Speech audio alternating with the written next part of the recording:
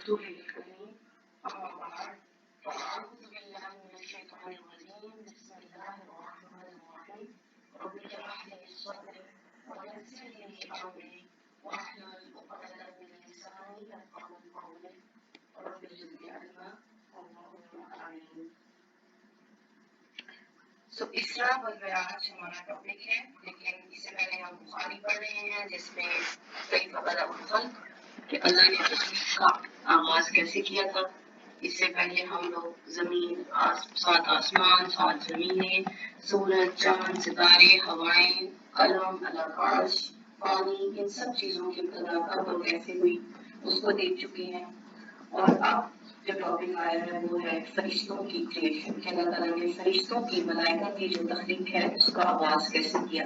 تو امام بخاری جو اس میں سب سے پہلی حدیث لا رہے ہیں وہ ہے قصہ والمعراج. کیونکہ اللہ کے نبی صلی اللہ علیہ وسلم کی ہم حدیث پڑھ رہے ہیں تو اپنے دل میں اللہ کے نبی صلی اللہ علیہ وسلم کے ضرور بھیجتے ہیں. اللہم صلی وسلم علی نبینا محمد. قرآن میں سورہ اسراء اس کی سب سے پہلی آیت جس سے بھی سورہ شروع ہوتی ہے سبحان الذی اسری بعبدہ لیلا من المسجد الحرام الی المسجد الاقصی الذی بارکنا حولہ لنریہ من آیاتنا انہ هو السمیع البصیر. Glory to be him who transported his servant one night from Masjid al-Haram to Masjid al-Aqsa, whose surroundings we have blessed, so that we might show him some of our signs. The fact is that he alone is all hearing and all seeing. اب یہاں جو اللہ کے دو نام السمیع البصیر استعمال ہوئے ہیں کہ اللہ تعالیٰ سب سنتا ہے اور سب دیکھتا ہے. اب دیکھتے ہیں کہ کیا واقعہ ماجرا تو اللہ کے نبی صلی اللہ علیہ وسلم نے ان کے ساتھ پیش آیا اور اللہ نے دیکھا، اللہ نے سنا. اسراء والمعراج از ریوارڈ فار پیشنس. کیسے؟ ہمارے رسول اللہ صلی اللہ علیہ وسلم بہت ہی شروع میں جب دین کا آغاز ہوا، اسلام کی دعوت کا آپ صلی اللہ علیہ وسلم نے آغاز کیا تو آپ صلی اللہ علیہ وسلم کی جو ایفرٹس تھیں کہ لوگوں کو راستہ دکھائیں تاکہ وہ کیسے اس دنیا میں خوشیاں پا سکتے ہیں اور آخرت میں بھی وہ خوش رہ سکتے ہیں، جن میں کہ ہم لوگ بھی شامل ہیں. تو اس سلسلے میں آپ صلی اللہ علیہ وسلم کو بہت زیادہ سخت قسم کی جو ہے شدید اپوزیشن اور ریزسٹنس کا جو ہے وہ سامنا کرنا پڑا تھا. کہ سب سے پہلے تو آپ نے سیدھے سیدھے یعنی کہ اسلام کو پھیلانا شروع کیا اور اس کے بعد آپ صلی اللہ علیہ وسلم نے عدل اعلان اس کو جو ہے وہ پھیلانا شروع کیا. لیکن اس کے باوجود بھی آپ صلی اللہ علیہ وسلم جو ہے وہ مکے کے اندر نماز نہیں ادا کر سکتے. ابھی تک وہاں پہ 360 بت تھے اور جو کافر تھے، جو مشرک لوگ تھے، وہ وہاں پہ سجدے بھی کر سکتے تھے، وہ بھی کرتے تھے اور وہاں پر برہنہ طواف بھی کرتے تھے. لیکن مسلمانوں کو اس چیز کی ابھی تک کوئی اجازت نہیں مل سکی. اسی سلسلے میں ہمارے حضرت ابوبکر صدیق رضی اللہ تعالیٰ انہیں مارا گیا، قرآن کی جو تلاوت انہوں نے کی وہاں پر. اس کے علاوہ وہاں پہ حضرت سمیہ بنت خیار اور ان کے حاملہ حضرت یاسر اور ان کے بیٹے حضرت عمار، ان کی جو موت ہے، حضرت یاسر بن عمار تو زندہ رہے، بعد میں وہ شہید ہوئے، لیکن حضرت سمیہ اور حضرت یاسر انہیں کس طرح مارا گیا، یہاں تک کہ ابو جہل نے حضرت سمیہ سے پوچھا کہ کیا تم چھوڑتی ہو اسلام کو؟ تو اس نے ابو جہل کے منہ پہ تھوکا اور اس نے اسی وقت پھر ایک بچی سے پوری شرمگاہ میں بچہ مارا اور پھر شہید کیا، اور اسی طرح حضرت یاسر کو شہید کیا. اسی طرح حضرت ابن مسعود، حضرت ابو ذر غفاری، حضرت خباب کا مسئلہ دیا گیا اور پھر حضرت عمر بن خطاب کی جو بہن ہے فاطمہ بنت خطاب، تو ان سب کو اتنا مارا گیا کہ وہ بے ہوش ہوئے. اس کے علاوہ جو واقعات ہیں ان میں یہ آتا ہے کہ اکنامک اور سوشل بائیکاٹ مسلمانوں کا کیا جا رہا تھا اور اسی وقت جو قریش ہیں وہ رسول اللہ صلی اللہ علیہ وسلم کو کیا کیا آفرز کرتے ہیں، ان میں سے 5 جو انہوں نے آپ صلی اللہ علیہ وسلم کو آفرز کی. ایک بڑی جو ہے انہوں نے رشوت اپنی طرف سے، ویری جینرس برائب، کہ آپ کو ہم اتنا امیر کر دیں گے، اتنا کچھ دیں گے کہ آپ پورے پیننسولا میں سب سے زیادہ امیر ہو جائیں گے. دوسری کہ ہم آپ کو سرداری دیں گے، اتھارٹی آف کینگڈم شپ دیں گے. تیسری چیز انہوں نے آفر کی کہ آپ صلی اللہ علیہ وسلم کو اگر کسی قسم کی کوئی بیماری ہے، نعوذ باللہ جنون ہے، تو ہم آپ کو میڈیکل ٹریٹمنٹ آفر کرتے ہیں تاکہ آپ کی بیماری کا علاج ہو سکے۔ چوتھی چیز انہوں نے کہا کہ آپ ہمارے ساتھ ایک ایسا معاہدہ کیجیے کہ ایک دن آپ ہمارے خداؤں کی پوجا کریں اور اگلے دن پھر ہم جو آپ خدا بتاتے ہیں ہم اس کی عبادت کریں گے۔ اور پانچویں چیز یہ تھی کہ ان سے ایک ریکویسٹ کی گئی کہ ایک ایسی جگہ بنائی جائے جہاں پہ غلاموں سے الگ امیروں کی جگہ ہو، جہاں پہ جو سرکار ہے ان کو آپ دعوت دیں، کیونکہ ہم ان کے ساتھ بیٹھنا پسند نہیں کرتے۔ لیکن رسول اللہ صلی اللہ علیہ وسلم نے ان تمام چیزوں کو منع کر دیا اور اپنے ایمان کے ساتھ، اپنے ڈٹرمنیشن کے ساتھ اس راستے پہ جس پہ اللہ تعالیٰ نے انہیں حکم دیا تھا چلنے کا، اس پہ چلنا پسند فرمایا۔ اور اس سلسلے میں آپ کا مذاق اڑائے گا، اس سلسلے میں آپ کا مذاق اڑایا گیا، آپ کون سا نہیں ہے یہ پلیز آپ جس کا بھی مائک آن ہے بند کر لیجیے۔ تو اس سلسلے میں رسول اللہ صلی اللہ علیہ وسلم کا مذاق اڑایا گیا، آپ کی انسلٹ کی گئی اور آپ کو مارا گیا، اور آپ صلی اللہ علیہ وسلم کی جو اسٹیم ہے، جو آپ کا آنر ہے دونوں کے درمیان، اس کو مٹ کیا گیا۔ تو اس سلسلے میں کانسیکوینٹلی رسول اللہ صلی اللہ علیہ وسلم نے وہاں سے جانے کا، مکہ سے جانے کا، دوسری جگہ جانے کا اور ریفیوج لینے کا ارادہ کیا۔ اب یہاں سے جو آتا ہے واقعہ وہ ہے واقعہ طائف۔ رسول اللہ صلی اللہ علیہ وسلم یہاں سے طائف تشریف لے جاتے ہیں، اور طائف جو ہے یہ مکے سے تقریباً 60 میل دور ہے۔ آپ صلی اللہ علیہ وسلم نے یہ مسافت آتے جاتے پیدل طے فرمائی۔ آپ صلی اللہ علیہ وسلم کے ہمراہ آپ کے آزاد کردہ غلام حضرت زید بن حارثہ تھے۔ راستے میں جس قبیلے سے گزر ہوتا اسے آپ صلی اللہ علیہ وسلم اسلام کی دعوت دیتے، لیکن کسی نے بھی یہ دعوت کو قبول نہیں کیا۔ جب طائف پہنچے تو قبیلہ ثقیف کے 3 سرداروں کے پاس آپ تشریف لے جاتے ہیں جو آپس میں بھائی ہوتے ہیں، اور آپ صلی اللہ علیہ وسلم ان کو دعوت دیتے ہیں کہ آپ صلی اللہ علیہ وسلم نے ان کے پاس بیٹھنے کے بعد انہیں اللہ تعالیٰ کی طرف اسلام کی مدد کی دعوت دی، اور جواب میں ایک نے کہا کہ وہ رسول اللہ صلی اللہ علیہ وسلم سے کہا کہ آپ کعبے کا پردہ پھاڑ کر دکھائیں اگر اللہ تعالیٰ نے ہمیں رسول بنایا ہے۔ دوسرے نے کہا کہ اللہ کو تمہارے علاوہ کوئی اور نہ ملا، اور تیسرے نے کہا کہ میں تم سے ہر بات نہ کروں، ہر کس بات نہ کروں۔ اب یہ سارے معاملات تھے اور آپ صلی اللہ علیہ وسلم وہاں سے اٹھ گئے، یعنی انہوں نے بالکل بھی آپ صلی اللہ علیہ وسلم کی دعوت کو سننے سے گریز کیا۔ رسول اللہ صلی اللہ علیہ وسلم نے طائف میں 10 دن قیام فرمایا۔ اس دوران آپ صلی اللہ علیہ وسلم ان کے ایک سردار کے پاس تشریف لے جاتے اور ہر ایک سے گفتگو کرتے، لیکن سب کا ایک ہی جواب تھا کہ تم ہمارے شہر سے نکل جاؤ۔ بلکہ انہوں نے اپنے کچھ اباش لڑکوں کو آپ صلی اللہ علیہ وسلم کے پیچھے چھوڑا، چنانچہ آپ صلی اللہ علیہ وسلم نے واپسی کا قصد فرمایا تو یہ لڑکے گالیاں دیتے، تالیاں بجاتے، شور مچاتے آپ صلی اللہ علیہ وسلم کے پیچھے لگ گئے، اور دیکھتے دیکھتے اتنی زیادہ بھیڑ جمع ہو گئی کہ آپ صلی اللہ علیہ وسلم کے راستے کے دونوں جانب دائیں لگنے لگ گئے۔ پھر گالیوں اور بدزبانیوں کے ساتھ ساتھ آپ صلی اللہ علیہ وسلم پر پتھر بھی برسائے گئے، جس سے آپ صلی اللہ علیہ وسلم کی ایڑی پر اتنے زخم آئے کہ دونوں جوتے خون میں تر ہو گئے۔ ادھر حضرت زید بن حارثہ ڈھال بن کر آپ کے ساتھ چلتے رہے، پتھروں کو روکتے رہے، جس سے ان کی سر میں کئی جگہ چوٹ ہے۔ بدماشوں نے یہ سلسلہ برابر جاری رکھا، یہاں تک کہ آپ صلی اللہ علیہ وسلم کو اتبا کی جگہ پہ جا کر وہاں پر اتبا بن ربیع کے ایک باغ میں پناہ لینے پر مجبور کر دیا۔ یہ باغ طائف سے کچھ میل کے فاصلے پر ہے۔ اب یہاں سے وہ لوگ جو بھیڑ تھے وہ سب واپس چلے گئے۔ آپ صلی اللہ علیہ وسلم ایک دیوار سے ٹیک لگا کر انگور کی پیڑ کے سائے میں بیٹھے، کچھ دیر اطمینان ہوا تو وہاں پر دعا فرمائی جسے دعائے طائف کہتے ہیں۔ اب اس دعا سے ہم رسول اللہ صلی اللہ علیہ وسلم کی کیفیت، آپ صلی اللہ علیہ وسلم کے احساسات، غم، الم اور جس کیفیت میں آپ صلی اللہ علیہ وسلم اس قدر گھرے ہوئے تھے اس وقت پہ ہم اندازہ لگا سکتے ہیں۔ اللهم إليك أشكو ضعف قوتي وقلة حيلتي وإخواني على الناس يا أرحم الراحمين، أنت رب المستضعفين وأنت ربي، إلى من تكلني، إلى بعيد يتجهرني أم إلى عدو ملكته أمري، إن لم يكن بك علي غضب فلا أبالي، ولكن عافيتك هي أوسع لي، أعوذ بنور وجهك الذي أشرقت له الظلمات وصلح عليه أمر الدنيا والآخرة من أن تنزل بي غضبك أو يحل علي السخط بلك، لقد عدت حتى मुताबिक। या अल्लाह मैं तुझ ही से अपनी कमजोरी बेबसी और लोगों के नजदीक अपनी बेकदरी का शिकवा करता हूँ। या अरहमुर राहिमीन, तो कमजोरों का रब है और तू ही मेरा भी रब है। तू मुझे किसके हवाले कर रहा है? क्या किसी बेगाने के जो मेरे साथ खुदी से पेश आए, या किसी दुश्मन के जिसको तुमने मेरे मामले का मालिक बना दिया है? अगर मुझ पर तेरा गजब नहीं है तो मुझे कोई परवाह नहीं, लेकिन तेरी आफियत मेरे लिए ज्यादा कुशादा है।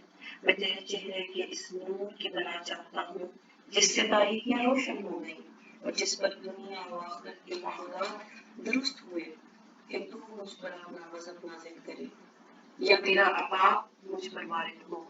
तेरी ही रज़ा मतलूब है यहाँ तक कि तू खुश हो जाए और तेरे बगैर कोई जोर और कोई कब्र नहीं है। इधर आप सल्लल्लाहु अलैहि वसल्लम को जो ये लड़के थे रबिया के, उन्होंने इस हालत जार को जब देखा तो उनके जज्बा करामत में हरकत पैदा हुई। आपके साथ करामतदारी का ताल्लुक था। उन्होंने अपने एक ईसाई गुलाम को भेजा जिसका नाम के अदस था। उसने जाके आप सल्लल्लाहु अलैहि वसल्लम को अंगूर का गुच्छा दिया और अदस ने कहा, आप सल्लल्लाहु अलैहि वसल्लम की खिदमत में जब उसने अंगूर को पेश किया तो आप सल्लल्लाहु अलैहि वसल्लम ने बिस्मिल्लाह कहकर हाथ बढ़ाया और खाना शुरू कर दिया। अब वो कहता है कि यही जुमला तो इस इलाके के लोग नहीं बोलते। रसूलुल्लाह सल्लल्लाहु अलैहि वसल्लम ने फरमाया, तुम कहाँ के रहने वाले हो और तुम्हारा क्या दीन है? उसने कहा, मैं ईसाई हूँ और मैं नैनवा का बाशिंदा हूँ। रसूलुल्लाह सल्लल्लाहु अलैहि वसल्लम ने फरमाया, अच्छा तुम मर्दे स्वालिह यूनुस बिन मत्ता की बस्ती के रहने वाले हो? इसने कहा, आप सल्लल्लाहु अलैहि वसल्लम यूनुस बिन मत्ता को कैसे जानते? रसूलुल्लाह सल्लल्लाहु अलैहि वसल्लम ने फरमाया, वो मेरे भाई थे, वो नबी थे और मैं भी नबी। अब ये सुनकर अब्बास रसूलुल्लाह सल्लल्लाहु अलैहि वसल्लम पर झुक पड़ा और आप सल्लल्लाहु अलैहि वसल्लम के सर और हाथ पांव को मसा दिया। ये देखकर रबिया के दोनों बेटों ने आपस में कहा कि ये क्या, अब इस शख्स ने हमारे गुलाम को भी बिगाड़ दिया। और जब वो वापिस हुआ तो उसने उनसे पूछा कि तुम ये क्या करके आए? उसने कहा, मेरे आका और मेरी जमीन पर इस शख्स से बेहतर कोई और नहीं। इसने मुझे एक ऐसी बात बताई है जिसे नबी के सिवा कोई नहीं बताता।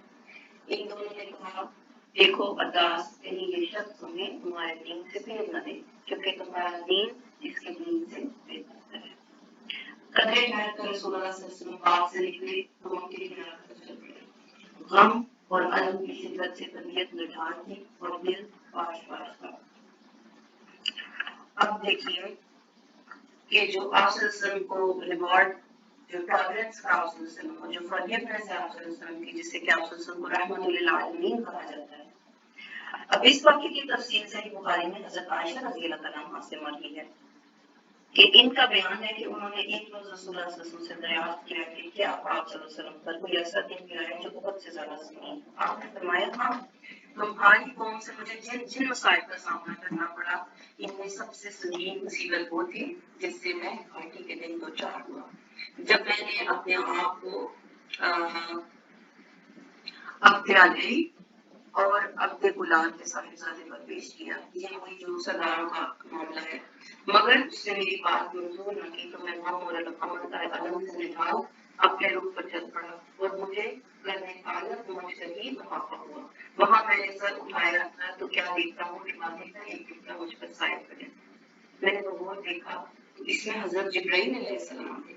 उन्होंने मुझे पुकार कर कहा, आप सल्लल्लाहु अलैहि वसल्लम की कौम ने आपसे जो बात कही अल्लाह ने उसे सुन लिया। जो हमने भी पीछे वर्ष में पढ़ा है कि अल्लाह ताला समीअ अल-बसीर है, तो अल्लाह ताला ने उस बात को सुन लिया।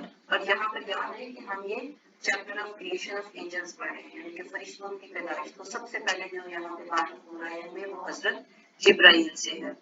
तो जिब्राइल अलैहिस्सलाम थे वहां पर। उन्होंने रसूलुल्लाह सल्लल्लाहु अलैहि वसल्लम को पुकार कर कहा कि आपकी कौम ने आपसे जो बात कही अल्लाह ने उसे सुन लिया।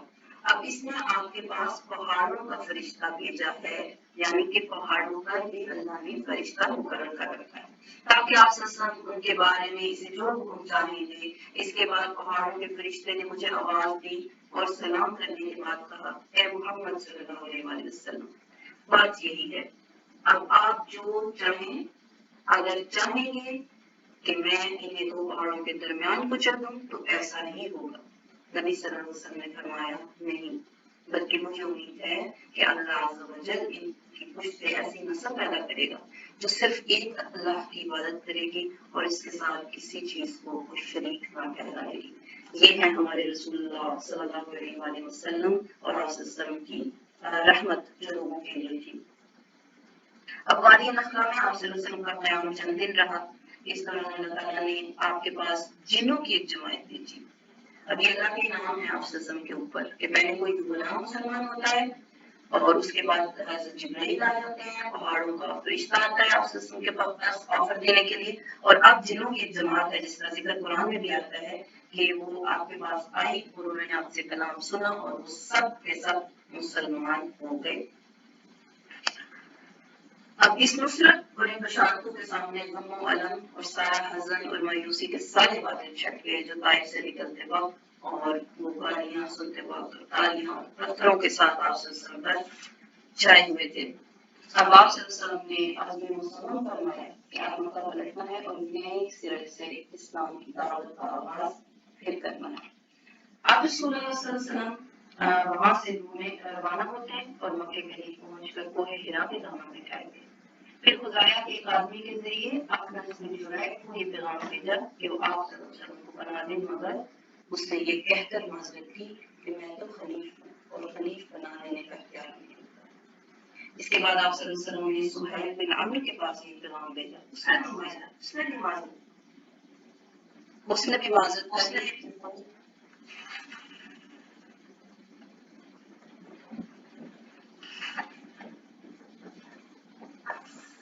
उसने भी माजरत कर दी कि बनियामिन की दी हुई बना बनुकात पर लागू नहीं होती। इसके बाद आप सल्लल्लाहु अलैहि वसल्लम ने मुतअम बिन अदी के पास पैगाम भेजा। अब मुतअम बिन अदी ने कहा हाँ, और फिर हथियार पहनकर अपने बेटों और कौम के लोगों को बुलाया। कहा तुम लोग हथियार बांध कर खाना काबा के गोशों पे जमा हो जाओ, क्योंकि मैंने मोहम्मद सल्लल्लाहु अलैहि वसल्लम को पनाह दे दी है। इसके बाद उन्होंने रसूल सल्लल्लाहु अलैहि वसल्लम के पास पैगाम भेजा कि मक्के के अंदर आप आ जाइए। और आप सल्लल्लाहु अलैहि वसल्लम पैगाम पाने के बाद हज़रत ज़ैद बिन हारिसा के साथ मक्का तशरीफ लाए और मस्जिद हराम में दाखिल हो गए। अबू जहल को एतराज हुआ, मगर जब मुतअम बिन अदी ने कहा कि मेरी पनाह में, तो फिर अबू जहल ने कहा कि जिसको तुम पनाह देते हो उसे हम नहीं पनाह देते। तो ये है हमारे रसूलुल्लाह सल्लल्लाहु अलैहि वसल्लम का वाक़या। इसके बाद जो अल्लाह ताला ने आप को इनाम दिया आपकी इस मेहरबानी पे, आपकी इस फॉरगिवनेस पे, जो उन्होंने अपने लोगों के साथ की। इतने बड़े वाक़े के बाद भी आप सबको माफ कर दिया, और वो था वाक़े मेराज।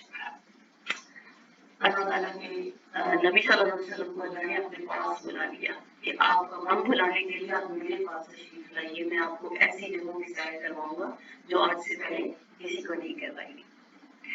अब इस वाक़े के अंदर जो आता है वो ये आता है कि सबसे पहले आप सल्लल्लाहु अलैहि वसल्लम का जो दिल है उसे चाक किया गया, उसे बाहर निकाला और एक तख्त जो है, एक ट्रे जो है गोल्डन रंग की, उसे लाया गया जिसमें कि ज़मज़म था। उसमें आपके दिल को धोया गया और उसके अंदर ईमान और हिकमत को भर दिया गया और वापस आप के दिल के अंदर लगा दिया गया। उसके बाद आप के पास बुराक लाया गया। बुराक जो है वो अरबी ज़बान बरीक से है, जिसका मतलब सफेद है, तो वो एक सफेद बुराक था।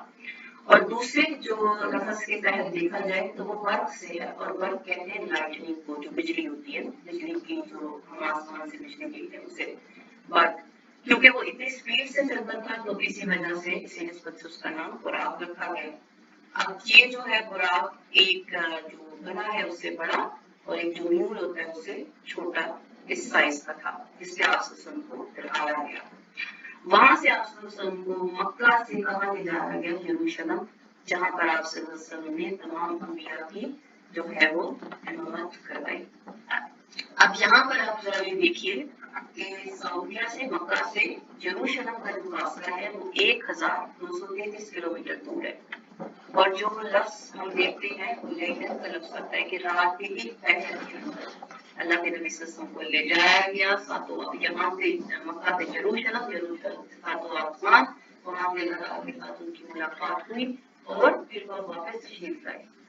تو اس وقت کے لوگوں کے لیے یہ واقعہ شاید مشکل تھا، لیکن اگر وہ آج کے دور میں آپ دیکھیں اور ہمارے وہاں جو جہاز ہیں دیکھیں کہ کس طرح فاصلہ طے ہوتا ہے، تو ان کے لیے کوئی مشکل بات نہیں ہوگی اس بات کو سمجھنا کہ اللہ تعالیٰ نے جو ہمیں انسانوں کے لیے زمین کو مسخر کیا ہے اس کا کیا مطلب ہے۔ اور اسی طرح ہمارے لیے بھی اس میں کوئی مشکل بات نہیں ہونی چاہیے، ہمارے پاس تو ایمان بالغیب ہے نا، یہ ایمان کا مکمل نہیں ہوتا جب تک ہم غیب کے اوپر ایمان نہیں رکھتے ہیں۔ تو اللہ تعالیٰ جو بھی کچھ فرماتے ہیں، اللہ تعالیٰ نے جو کچھ ہمیں بتایا ہے، اور اسلام میں جو کچھ اب ہم رات میں دیکھیں گے تو اس میں ساری باتیں جو ہیں وہ بالکل سچ ہیں۔ اب یہاں پہ حضرت محمد صلی اللہ علیہ وسلم کو ایک جو ہے دو طرح کے حضرت جبرائیل نے انہیں آفر کیا۔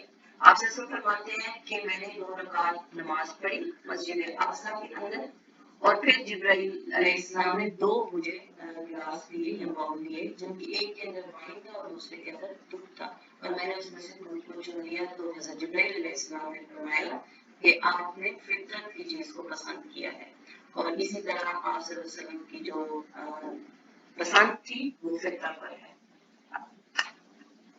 اب یہاں سے آغاز ہوتا ہے کہ آپ صلی اللہ علیہ وسلم کو کہ تم آپ بھی ذرا مائک آن کیجیے، اس کا مائک آن ہے، جزاک اللہ خیر۔ اس کے بعد آپ صلی اللہ علیہ وسلم کو بیت المقدس سے آسمان دنیا کی طرف لے جایا جاتا ہے۔ اب جبریل علیہ السلام نے دروازہ کھلایا، جہاں سے اب ہمیں پتہ چلتا ہے کہ آسمان کے دروازے ہیں، اور وہاں پر بھی اب فرشتوں کا پتہ چلتا ہے کہ فرشتہ کھڑا ہے، گارڈین کھڑا ہے، جو وہاں پر گزرتا ہیونس ہے وہاں پر وہ کھڑا ہے۔ اب جبریل علیہ السلام دروازہ کھلاتے ہیں، آپ صلی اللہ علیہ وسلم کے لیے دروازہ کھولا جاتا ہے۔ آپ صلی اللہ علیہ وسلم نے وہاں انسانوں کے بعد سب سے پہلے آسمان پہ حضرت جبرائیل علیہ السلام کو دیکھا، حضرت آدم علیہ السلام کو دیکھا۔ اب یہاں پر جو روایت میں آتا ہے کہ آپ صلی اللہ علیہ وسلم جو گارڈین ہے وہاں پہ دروازوں پہ کھڑا ہے، وہ کہتا ہے کہ جبرائیل علیہ السلام کون ہے؟ وہ کہتے ہیں کہ میں جبرائیل ہوں۔ انہوں نے کہا آپ کے ساتھ کون ہے؟ انہوں نے کہا میرے ساتھ محمد صلی اللہ علیہ وسلم۔ انہوں نے کہا کیا ان کو بلایا گیا ہے؟ وہ حضرت جبرائیل کہتے ہیں کہ بالکل بلایا گیا ہے۔ تو پھر ان کے لیے دروازے کو کھولا جاتا ہے، ان کو ویلکم کیا جاتا ہے، انہیں سلام کیا جاتا ہے۔ یہ فرشتوں کے مینرز بھی ہم دیکھ سکتے ہیں، بحیثیت انسان فرشتے کیسی مخلوق ہیں ان کے بھی مینرز ہم دیکھ سکتے ہیں، ان کے ایٹیکیٹس دیکھ سکتے ہیں، اور ان کے اللہ کے اطاعت دیکھ سکتے ہیں۔ اب جب پہلے آسمان پر اللہ کے نبی صلی اللہ علیہ وسلم تشریف لاتے ہیں تو وہاں جو انہوں نے حضرت آدم علیہ السلام کو دیکھا، ان کو سلام کرتے ہیں، انہوں نے آپ صلی اللہ علیہ وسلم کو مرحبا کہا، سلام کا جواب دیا، اور آپ صلی اللہ علیہ وسلم کی نبوت کا اقرار کیا۔ اللہ تعالیٰ نے آپ صلی اللہ علیہ وسلم کو ان کے دائیں جانب جو نیک روحیں تھی وہ دکھائی، اور ان کے بائیں جانب جو بدبختوں کی روحیں تھی وہ دکھائی۔ اس کے بعد آپ صلی اللہ علیہ وسلم دوسرے آسمان پر لے جایا جاتا ہے، وہاں پر بھی وہی دروازہ کھلوایا جاتا ہے، وہی جو ہے وہ کمیونیکیشن اسی طرح ہوتی ہے۔ آپ صلی اللہ علیہ وسلم نے وہاں پر حضرت یحییٰ بن زکریا علیہ السلام اور حضرت عیسیٰ علیہ السلام کو دیکھا، دونوں سے ملاقات کی اور سلام کیا، انہوں نے سلام کا جواب دیا، مبارکباد دی، آپ صلی اللہ علیہ وسلم کی نبوت کا اقرار کیا۔ تیسرے آسمان پر جب لے جایا جاتا ہے تو آپ صلی اللہ علیہ وسلم نے وہاں حضرت یوسف علیہ السلام سے ان کو سلام کیا، انہوں نے جواب دیا، آپ کو مبارکباد دی، اور آپ صلی اللہ علیہ وسلم کی نبوت کا اقرار کیا۔ چوتھے آسمان پر حضرت ادریس علیہ السلام کو دیکھا، انہوں نے سلام کیا، انہوں نے جواب دیا، آپ کو مرحبا کہا، اور آپ صلی اللہ علیہ وسلم کی نبوت کا اقرار کیا۔ پھر پانچویں آسمان پر لے جایا گیا، وہاں آپ صلی اللہ علیہ وسلم نے حضرت ہارون علیہ السلام کو دیکھا، ان کو بھی آپ صلی اللہ علیہ وسلم نے سلام کیا، انہوں نے جواب دیا، مبارکباد دی اور اقرار نبوت کیا۔ چھٹے آسمان پر آپ صلی اللہ علیہ وسلم کی ملاقات حضرت موسیٰ بن عمران رضی اللہ حضرت موسیٰ بن عمران سے ہوئی، آپ صلی اللہ علیہ وسلم نے سلام کیا، انہوں نے مرحبا کہا اور اقرار نبوت کیا۔ البتہ جب آپ صلی اللہ علیہ وسلم وہاں سے گزر کر آگے بڑھنے لگے تو وہ رونے لگے، مجھ سے کہا گیا کہ آپ کیوں رو رہے ہیں؟ انہوں نے کہا میں اس لیے رو رہا ہوں کہ ایک نوجوان جو میرے بعد مبعوث کیا گیا، اس کی امت کو لوگ میری امت کے لوگوں سے زیادہ تعداد میں جنت کے اندر داخل ہوں گے۔ اب اس کے بعد آپ صلی اللہ علیہ وسلم کو ساتویں آسمان پر لے جایا گیا، وہاں آپ صلی اللہ علیہ وسلم کی ملاقات حضرت ابراہیم سے ہوتی ہے۔ آپ صلی اللہ علیہ وسلم انہیں سلام کرتے ہیں، وہ جواب دیتے ہیں، وہ بھی مبارک دیتے ہیں اور آپ صلی اللہ علیہ وسلم کی نبوت کا اقرار کرتے ہیں۔ اب یہاں پر جو ہمارے لیے پیغام دیا حضرت ابراہیم علیہ السلام نے وہ کیا ہے؟ اللہ کے نبی صلی اللہ علیہ وسلم فرماتے ہیں کہ میں وہاں حضرت ابراہیم علیہ السلام سے ملا۔ I met Ibrahim on the night of ascension, al-Isra, and he said to me, O Muhammad, convey my greetings to your ummah and tell them that Jannah has a vast plain of pure soil and sweet water. It is a plain level land. The plants grow whereby uttering Subhanallah, Walhamdulillah, wa la ilaha illallah, wallahu akbar. تو جو یہ الفاظ کہیں گے ہماری اللہ تعالیٰ نے جو وہاں جگہ رکھی ہے وہاں پر وہ گرین ہوتی جائے گی۔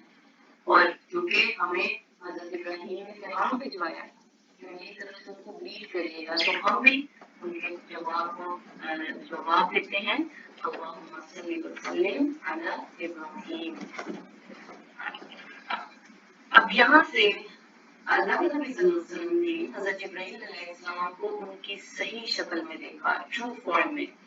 جب پروفیٹ محمد صلی اللہ علیہ وسلم نے جبرائیل علیہ السلام کو دیکھا تو وہ پورے ہورائزن پہ جتنے بڑے تھے، جتنا بڑا ہمارا ہورائزن ہے اتنے بڑے حضرت جبرائیل علیہ السلام تھے، اینڈ ہی ہیڈ 600 ونگس، اور ان کے ونگس میں تھے corals pearls were dripping from the feathers of Jibrail علیہ السلام۔ سبحان اللہ۔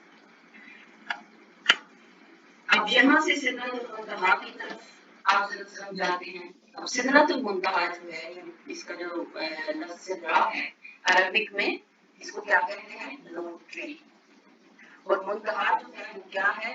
دور کی جگہ، farthest place، جہاں پر اینڈنگ کو بھی کہتے ہیں، اینڈ آف دی کریشن۔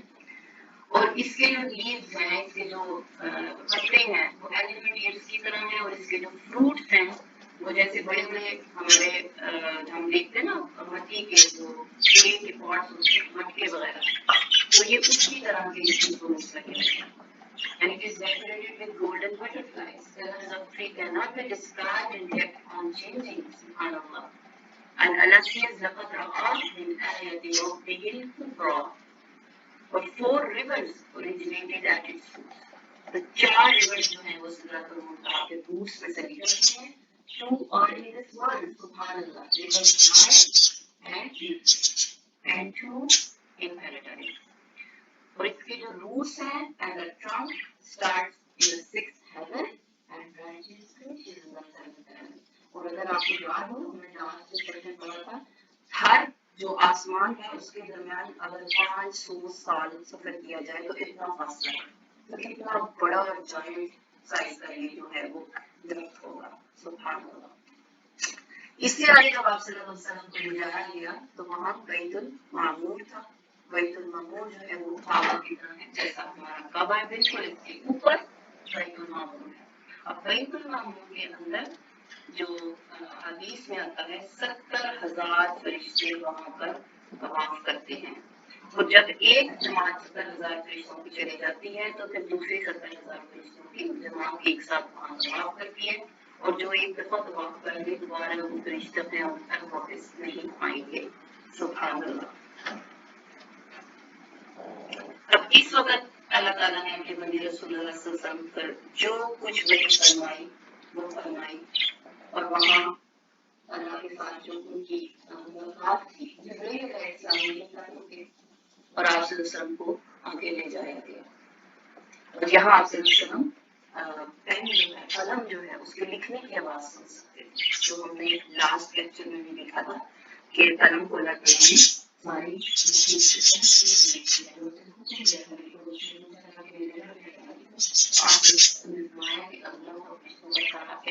لکھ دو۔ تو یہاں پر آپ کو 50 وقت کی نمازیں اللہ تعالیٰ نے فرض کی، اور اس کے بعد آپ اس سورے کو حضرت موسیٰ علیہ السلام سے ملاقات ہوئی تو انہوں نے پوچھا کہ اللہ تعالیٰ نے آپ کو کس چیز کا حکم دیا ہے؟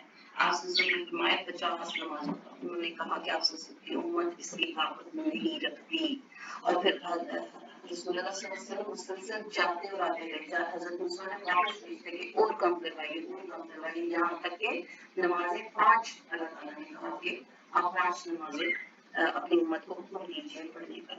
تو پھر جب 5 کے اوپر آپ صلی اللہ علیہ وسلم आए तो हजरत मूसा ने कहा अभी भी आप जाइए और मजीद जाकर इसमें कमी करवाइए। तो आप सल्लल्लाहु ने फरमाया कि अब मुझे अपने रब से शर्म महसूस हो रही है, मैं इसी पर राजी हूँ और सर तस्लीम हम करता हूँ। फिर जब आप सल्लल्लाहु कुछ दूर तशरीफ ले गए तो फिर एक आवाज आई कि मैंने अपना फरीज़ा नाफिज कर दिया और अपने बंदों से तखफीफ कर दी। और दूसरी रवायत में ये भी आता है कि अल्लाह ताला ने फरमाया कि अल्लाह ताला जो है वो अपना जो अजर है या अपना जो कहना है उसे कम नहीं करते, अपने कलमात को तब्दील नहीं करते। तो पढ़ेंगे तो हम 5, लेकिन अल्लाह ताला हमें उतना ही सवाब देंगे जितना उन्होंने 50 नमाजों के लिए किया था। सुभान अल्लाह। अब आसलम वहां पर रिवर ऑफ कौसर जो हम सूरत अल-कौसर में पढ़ते हैं, इन्ना आतैना कल Kausar. So while walking in Jannah, Prophet suddenly found himself along the river. The banks of which are golden. He saw the rubies and corals and emeralds and pearls and diamonds instead of petals. Its earth smelled sweeter than musk. Its water is whiter than milk, cooler than snow, and sweeter than honey. On the day of judgment, the water jugs set, and it will be as numerous as the stars in the sky. Subhanallah. The one who drinks from it will never thirst, and the one who is deprived of it will never have his thirst satisfied. तो अल्लाह से दुआ करते हैं अल्लाह ताला हमें उन numerous लोगों में करे जो अल्लाह नबी सल्लल्लाहु अलैहि वसल्लम को जाके हौज़ कौसर पे क़यामत के दिन मिलेंगे और अपनी प्यास बुझाएंगे। और दूसरी हदीस में इंशाअल्लाह हम आगे पढ़ेंगे, अगर हमें अल्लाह ने तौफीक दी पूरा कौसर में, कि अल्लाह के नबी सल्लल्लाहु अलैहि वसल्लम ने फरमाया है कि हौज़ कौसर पे जो लोग मुझे मिलेंगे वो मट्टी से अटे हुए लोग होंगे। तो आप यकीन कीजिए कि रज़ा के जब लोगों के मैं हालात देखती हूँ तो मुझे बार बार ये हदीस याद आती है। मट्टी में अटे हुए लोग, सर से पांव तक गर्दो गुबार में अटे हुए लोग। तो अल्लाह के नबी सल्लल्लाहु अलैहि वसल्लम हमें तौफीक दे अल्लाह ताला कि हम इस्लाम में इतने ज्यादा थके कि हम भी जब अल्लाह के नबी मिले तो हम मट्टी से अटे हुए लोग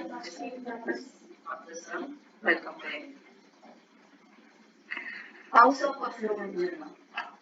अब यहाँ पर जब आप आगे तशरीफ लेकर गए तो आपको एक जगह से खुशबू आ रही थी। तो आप से पूछा कि ये कौन है, तो आपको बताया गया कि फिर हेयर ड्रेसर थी।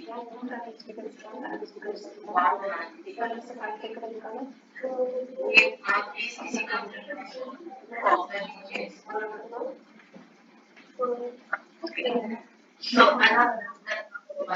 ने वहां पर जब पूछा कि ये औरत कौन है, आ रही है, तो बताया गया हेयर ड्रेसर थी और वो एक बहुत नेक औरत थी। लेकिन फिरौन ने जब उसको इस्लाम छोड़ने पर कहा कि दीन को छोड़ दो और वापस उस दीन पर आ जाओ, मेरा दीन है, तो उसको साथ कर दिया। फिरौन ने फिर उसे और उसके बच्चों को मार दिया। यानी कि एक बॉइलिंग ऑयल बॉइल करवाया और करते उसके सामने उसके बच्चों को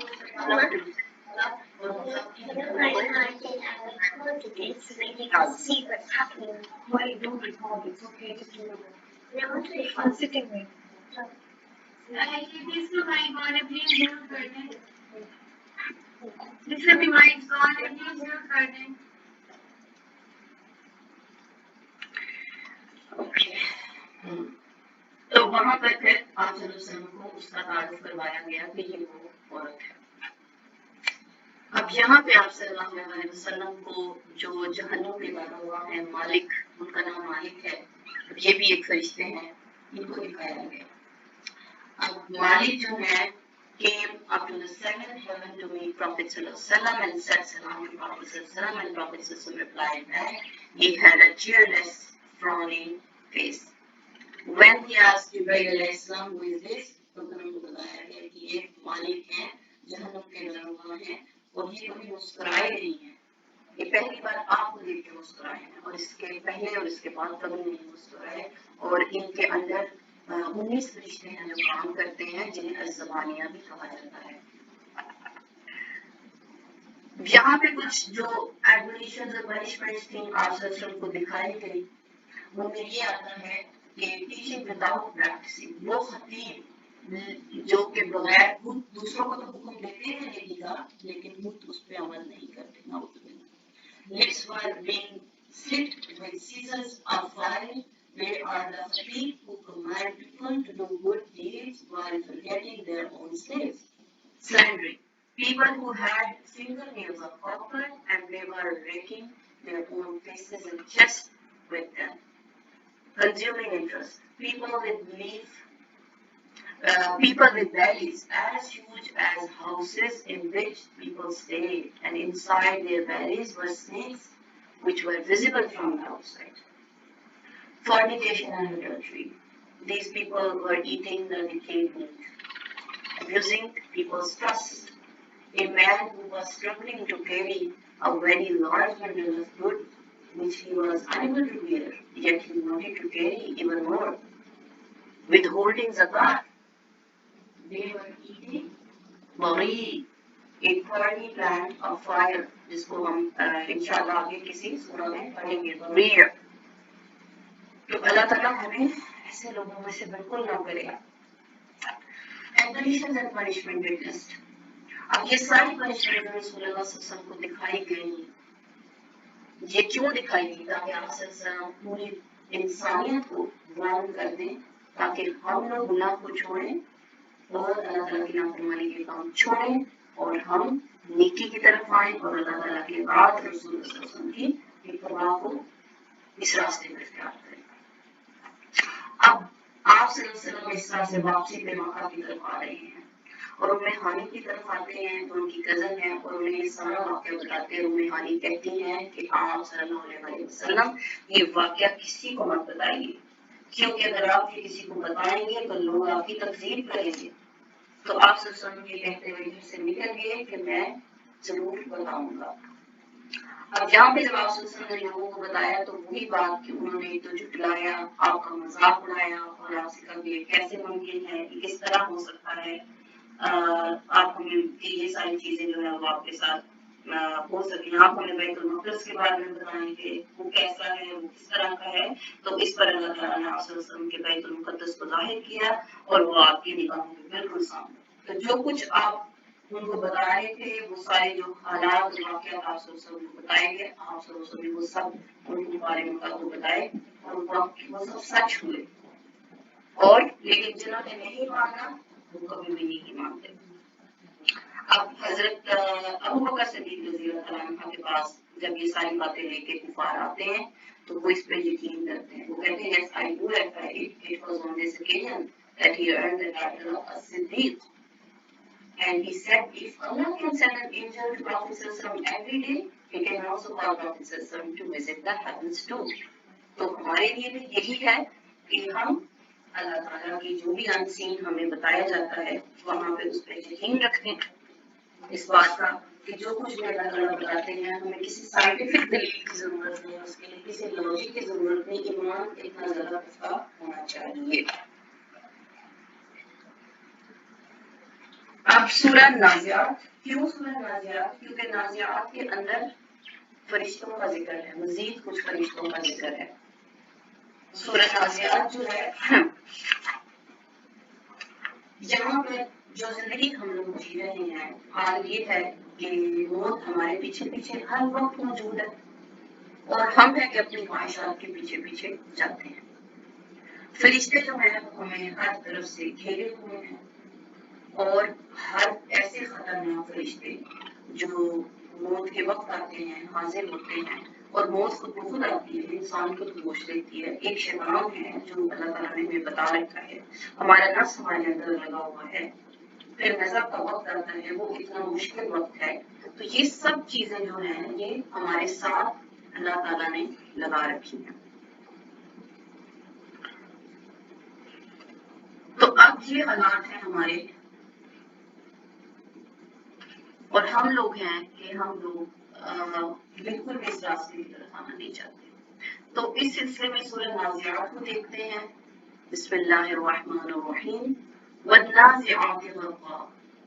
इन फरिश्तों की कसम जो डूब कर जान खींच लेते हैं और इनकी जो निकालते हैं जान आसानी से और इनकी जो तैरते हुए जाते हैं तेजी से. फिर आगे बढ़ते हैं लपक कर, फिर इंतजाम करते हैं दुनिया के कामों का اب یہ جو ہے 5 آیات ان میں یہ سارے فرشتوں کا ذکر ہے. ابن عباس فرماتے ہیں کہ یہاں پر یہ جو قسم اللہ تعالیٰ اٹھا رہا ہے جن فرشتوں کی، نازعات سب سے پہلے جن کو بتایا گیا ہے، نازعات نزع اس سے ہے، اس کا مطلب ہے کھینچ کر اپنی طرف لے جانا، موت کی کیفیت کا بیان ہے. وہ وقت جب موت چھا جاتی ہے انسان پر، کسی پر نزع کا عالم ہوتا ہے، اور غا جو ہے یہ مرگ سے ہے. کیوں؟ کیونکہ یہ اندر جا کے نیچے جا کر غوطہ کھا کر گہرائی میں سے جا کے روح کو کھینچ کے نکالتے ہیں. کس کی روح کو؟ نافرمانوں کی روحیں.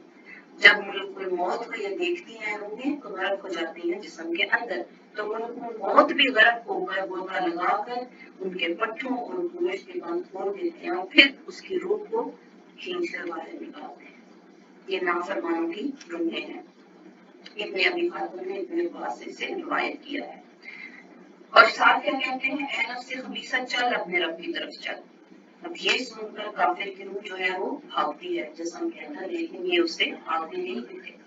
اب کیا ہوتا ہے کہ سفر آخرت کے قریب سیاح چہروں والے فرشتے آتے ہیں اور طاقت نظر بیٹھ جاتے ہیں. یہاں سے ملک الموت آتے ہیں، اس کے سر پر آ کر بیٹھ جاتے ہیں اور اسے کہتے ہیں اے خبیث روح اپنے رب کی طرف چل.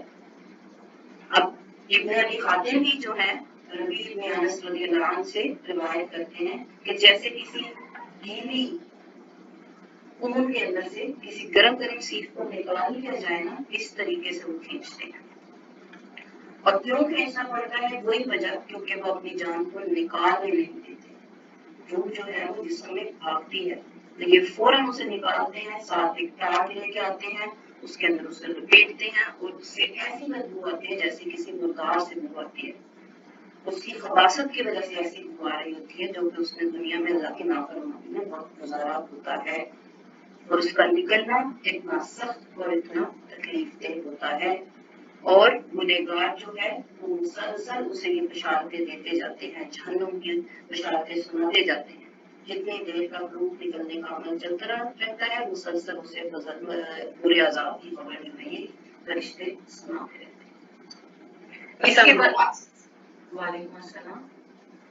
میں نے میرے ایک چھوٹے سے بات بتائی، جب روح نکلتی ہے، جب روح قبض ہوتی ہے تو ایک عجیب سا ڈر کیوں ہوتا ہے روح پہ؟ آپ پہلے یہ ڈسکرپشن تو دیکھیں نا، یہ جو فرشتوں کی ڈسکرپشن آپ امیجن کر سکتے ہیں کہ یہ جو نازعات ہے یہ کس طرح کے فرشتے ہوں گے.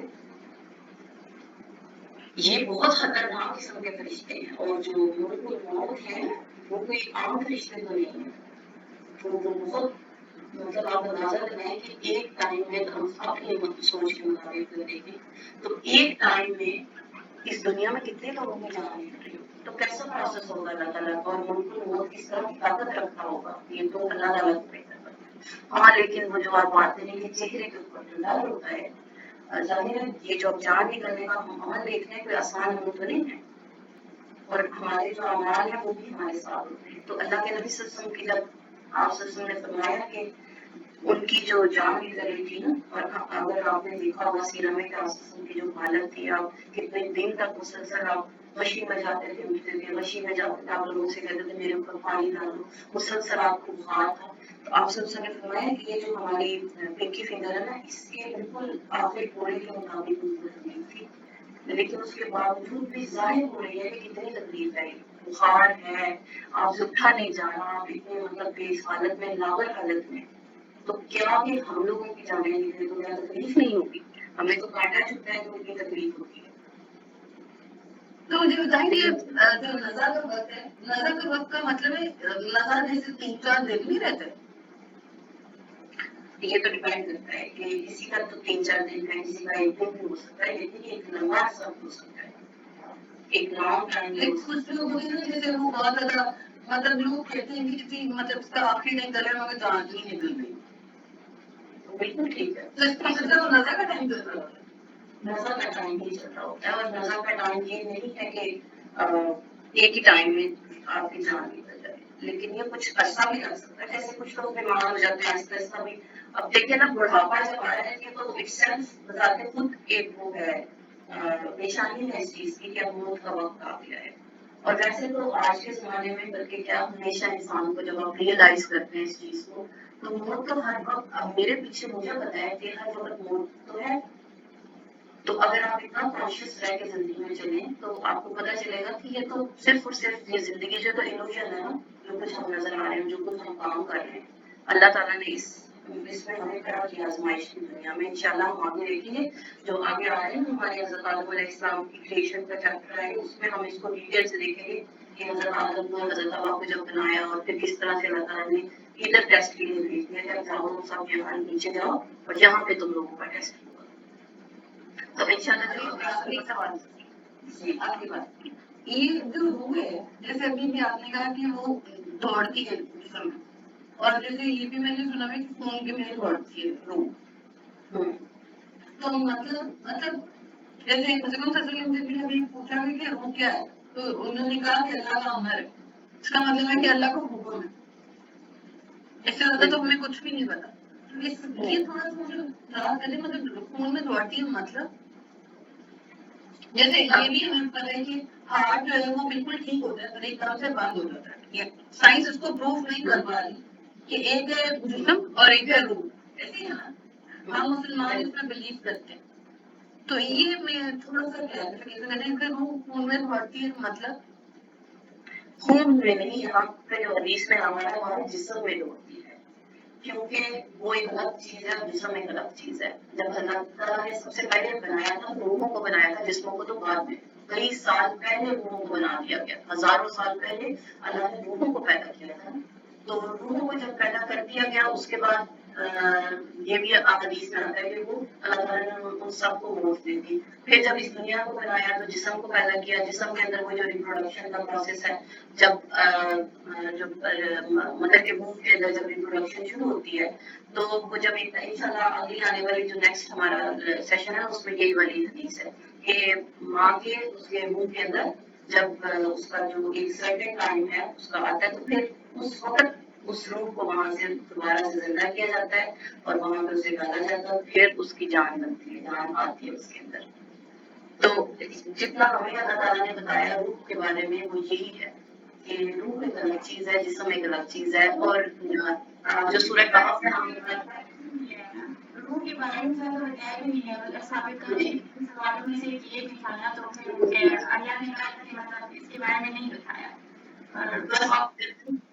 اللہ نے ہمیں حکم دے دیا اتنا ہی. ایک چیز یہ بھی ہے کہ جب ہم سوتے ہیں تو ایک طرح کی جو روح ہے اس کو نکال دیا جاتا ہے, اور جس سے یہ پتا چلتا ہے کہ اللہ تعالیٰ نے ایک سے زیادہ روح ہمیں دی. اب کتنی ہے یہ نہیں پتا, روح ہے تین ہے پتہ نہیں, اللہ عالم.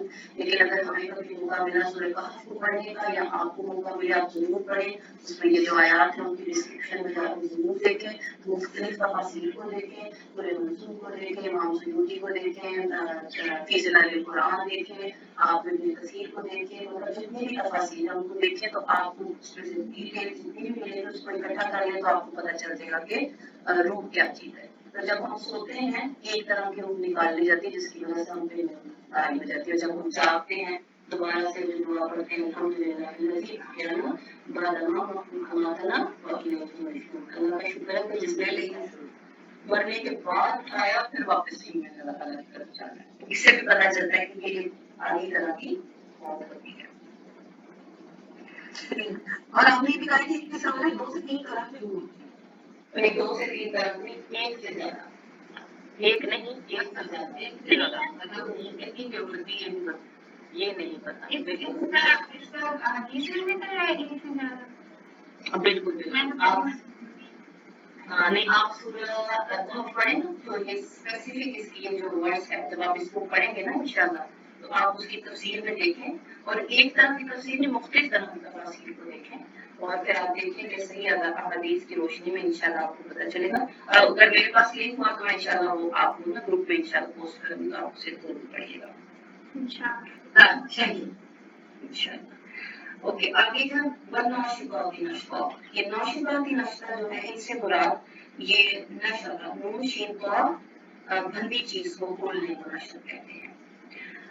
مومن کی روح کا یہاں پہ ذکر ہے کہ جسم کے اندر وہ بند ہے, وہ فرشتے اس بند کو بڑے آرام سے کھولتے ہیں اور مومن کی روح کو نکال دیتے ہیں. اور اس کے مثال بالکل ایسے آتی ہے جیسے کسی مشکیزے میں سے پانی کو آرام سے نکال لیا جائے. تو اس طرح سے مومن کی روح کو نکال لیا جاتا ہے اور بلکہ اس کو کچھ دیر کے لیے آرام بھی دیتے ہیں تاکہ اس سے زیادہ تکلیف نہ ہو. اور پھر اس کے بعد روشن چہروں والے فرشتے آتے ہیں اور جنت کا کفن لے کر آتے ہیں, نور لے کر آتے ہیں اور تاحد نظر اس کے پاس بھی بیٹھ جاتے ہیں. ملک الموت اس کے سامنے آ کر بیٹھ جاتے ہیں اور وہ اسے کہتے ہیں کہ اے نفس مطمئنہ اللہ کی طرف چلو. آرام سے وہ پھر نکل آتی ہے کیونکہ اس کو تو خوشی ہوتی ہے, اس کو پتا ہوتا ہے کہ میں نے اپنے اللہ کے رات میں زندگی گزاری اسی شوق میں گزار دی کہ اللہ تعالیٰ سے ملاقات ہو سکے.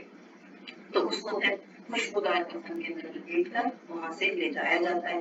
اب یہاں سے جو ہمیں پتا چل رہا ہے کہ موت کے وقت لوگوں کو ایک تو حدیث میں ہے اور ایک نفس مطمئنہ, جیسے کہ ہم نے پہلے آسمان پہ حضرت آدم سے ملاقات کے وقت دیکھا کہ وہاں پر ایک سائڈ پہ انہوں نے وہی دیکھی کہ نیک ہوئے ہیں اور دوسرے جو لیفٹ سائڈ پہ دیکھی کہ وہ حدیث ہوئے ہیں.